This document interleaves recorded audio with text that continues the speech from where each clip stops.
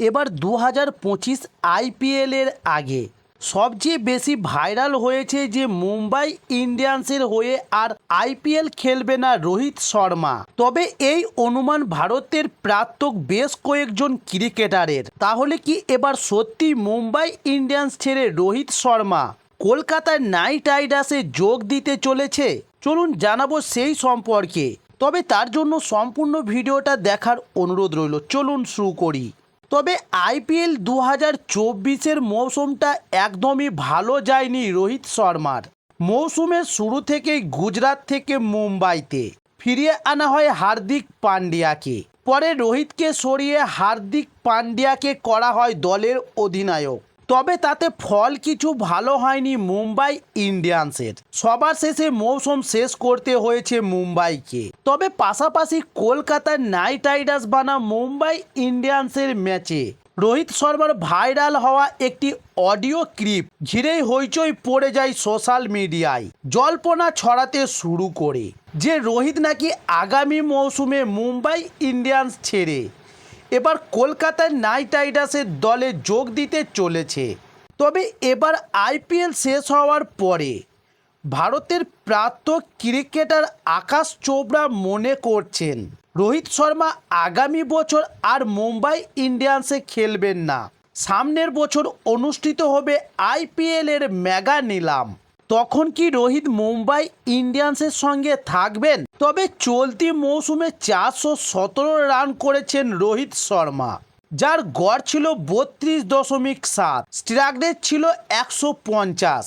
তবে এবার দেশের জার্সিতে অধিনায়ক রোহিত শর্মা এবং সহ অধিনায়ক হার্দিক পান্ডিয়া।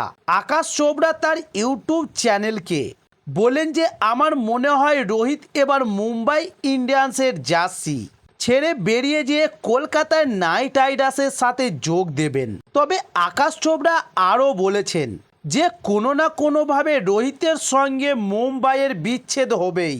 তাই আমার মনে হয় না রোহিতকে আর মুম্বাইয়ের জার্সিতে দেখতে পাওয়া যাবে।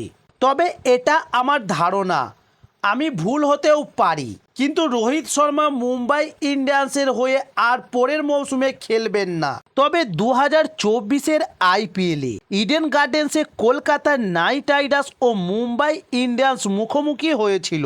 সেখানে একটি ভিডিওতে দেখা গিয়েছে যে রোহিত শর্মা কলকাতার নাইট রাইডার্সের ড্রেসিং রুমে ঢুকে কলকাতার নাইট রাইডার্সের একাধিক ক্রিকেটারদের সঙ্গে কথাবার্তা বলছেন এবং আলাদা করে দলের সহকারী কোচ অভিষেক নায়ারের সঙ্গেও কথা বলতে দেখা গিয়েছে রোহিত শর্মাকে। তবে তখন রোহিত শর্মাকে প্রশ্ন করা হয়েছিল যে তিনি যদি মুম্বাই ইন্ডিয়ান্স ছেড়ে অন্য কোনো ফ্র্যাঞ্চাইজিতে খেলতে বলা হয় তাকে, তাহলে তিনি কোন ফ্র্যাঞ্চাইজিকে বেছে নেবেন। তখন রোহিত